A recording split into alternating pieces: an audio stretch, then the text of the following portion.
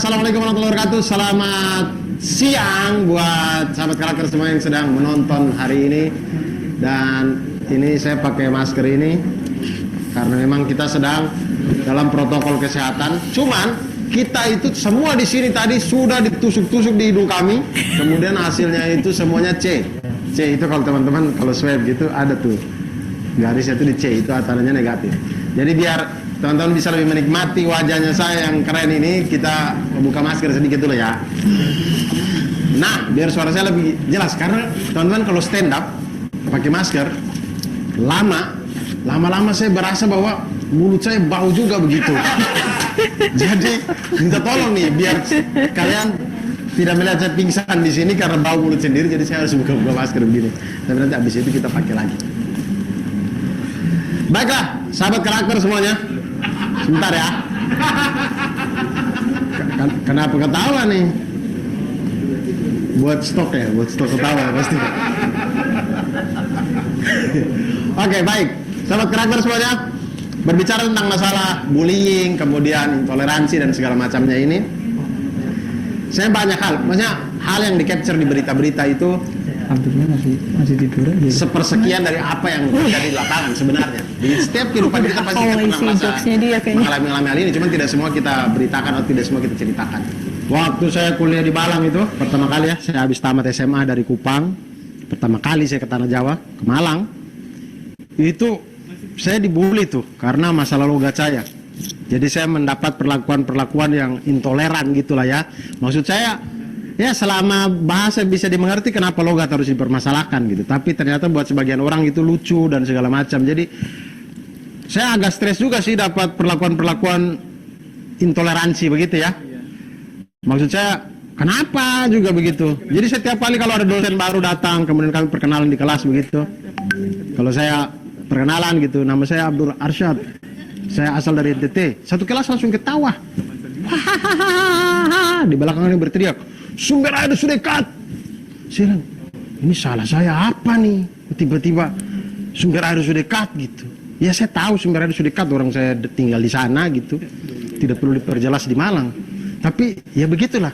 Dan kita ini ya kalau mendapatkan perlakuan seperti ini ya, intoleransi dan segala macam, kita tuh kan rasa macam mencari pelampiasan. Apa yang bisa kita lampiaskan ya, apa ya, kita mulai cari. Saya pada waktu itu juga cari tuh, apa yang saya salahkan gitu.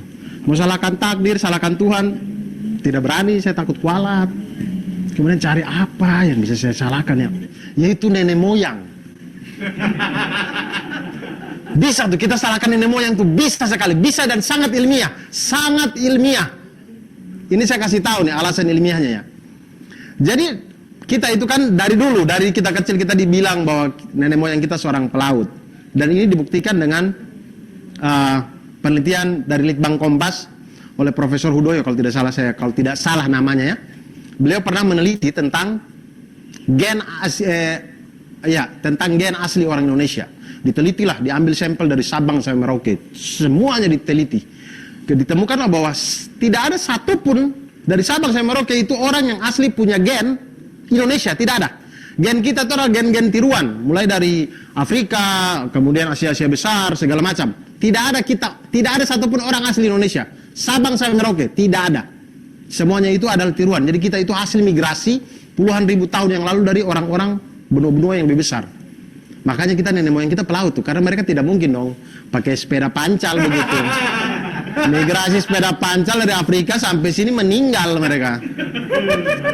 Tidak mungkin. Pasti mereka pakai kapal laut. Makanya nenek moyang kita seorang pelaut. Nah, inilah yang membuat saya bahwa, nenek moyang ini yang salah. Karena begini, maksud saya, dia berlayar pakai kapal laut. Set, begitu dia masuk ke Indonesia. Di Indonesia ini kan ada 17.504 pulau. 17.504 pulau. Maksud saya, dari sekian banyak pulau yang ada di Indonesia ini, kenapa dia pilih pulau yang gersang untuk dia tinggal? Kenapa? Maksud saya tinggal angkat lagi tiangnya, kembangkan layar. Pulau sebelah ada air loh itu. Tapi dia tinggal di situ. Dia tidak pikir kalau anak cucunya ini bakal dihina-hina begitu. Memang nenek moyang kita tidak belajar geografi juga, jadi susah ya. Tapi itu saya pikir, wah nenek moyang ini yang salah. Mereka harusnya bentangkan layar lagi gitu. Apakah mereka pikir waktu sampai di pulau itu kemudian rasa, wih tidak ada air ya di sini. Tapi bagus juga ini, batu banyak, investasi batu akik kayaknya ini. Dan kemudian saya akhirnya pada waktu itu, setelah lama kelamaan mulai berdamai, tapi akhirnya sedikit banyak mulai belajar juga untuk bagaimana biar logat tidak terlalu kelihatan. Jadi saya coba membaur, saya coba pakai logat-logat Jawa.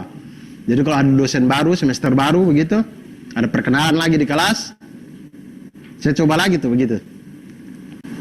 Maju kemudian, ya selamat pagi teman-teman, pakai logat Jawa coba. Selamat pagi teman-teman, nama saya Abdul Rahim Arsyad. Dan saya asli dari Keraton Solo. Satu kelas tambah ketawa. Di belakang ada yang berteriak, sumber air Supindah Solo. Tetap itu teman-teman saya itu. Aduh, sampai sekarang ya, tapi mereka semua sudah, kami semua akhirnya akrab ya, akrab, baik segala macam. Dan kemudian saya itu juga merasa bahwa momen Ramadan ini adalah momen yang baik sekali. Karena momen Ramadan ini ya teman-teman, saya tidak tahu apa yang terjadi pada semesta atau apa yang digariskan oleh Tuhan kepada garis hidup manusia. Tapi perjalanan waktu di dalam Ramadan itu adalah satu waktu yang memang kita itu dibuat jadi rajin untuk mengerjakan sesuatu yang bulan-bulan lain kita malas gitu. Serius, kita yang bulan-bulan lain kita malas macam sholat aja, aduh capek sekali sholat nih. Capek sekali, kok sholat terus. Sudah sholat asar kemarin, sholat asar lagi hari ini. Kita kadang-kadang ada berpikir, namanya manusia ya, ada berpikirnya begitu, ada malasnya datang. Tapi begitu Ramadan 30 hari rajin. Saya itu yang biasa di luar Ramadan tuh baca buku tapi agak malas-malas. Begitu Ramadan datang tuh, di dalam Ramadan tuh bisa 3-4 buku saya habiskan dalam satu bulan itu. Dan kemudian saya menemukan bahwa kita itu harusnya itu dengan momen Ramadan ini jadi tahu bahwa manusia itu harusnya berlaku lemah lembut. Apalagi untuk orang Islam ya. Orang Islam itu disuruh untuk berlaku lemah lembut kepada semuanya. Kepada semuanya. Disuruh berlaku lemah lembut. Dan itulah yang diharapkan sama pendidikan karakter yang sekarang ditanamkan oleh, tidak cuma sekarang, dari zaman dulu ditanamkan dalam kurikulum kita sampai saat ini. Pendidikan karakter itu yang penting. Teman-teman boleh pintar, tapi kalau tidak jujur kayaknya susah dapat kerja. Tapi kalau teman-teman, mohon maaf tapi agak bego begitu ya, tapi kalau jujur insya Allah dapat kerja.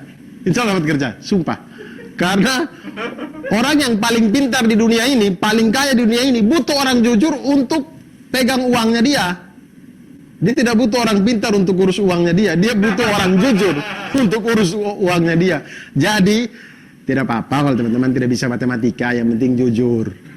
Yang penting jujur, udah. Jadi kalau saya tidak bisa matematika nih, tidak apa-apa, yang penting saya jujur. Gitu, tanam ke dalam hati begitu. Dan masalah kurikulum ini dari dulu sebenarnya, dari dulu.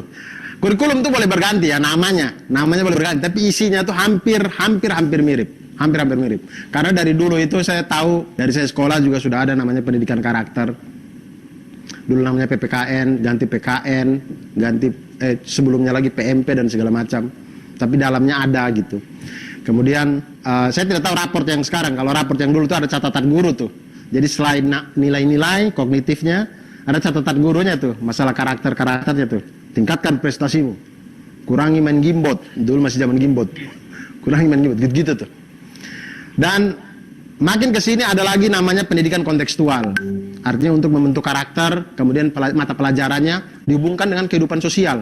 Kehidupan yang terjadi di daerah tersebut, di lingkungan sekolah tersebut, di lingkungan kota tersebut, sehingga kontekstual sama anak-anak murid.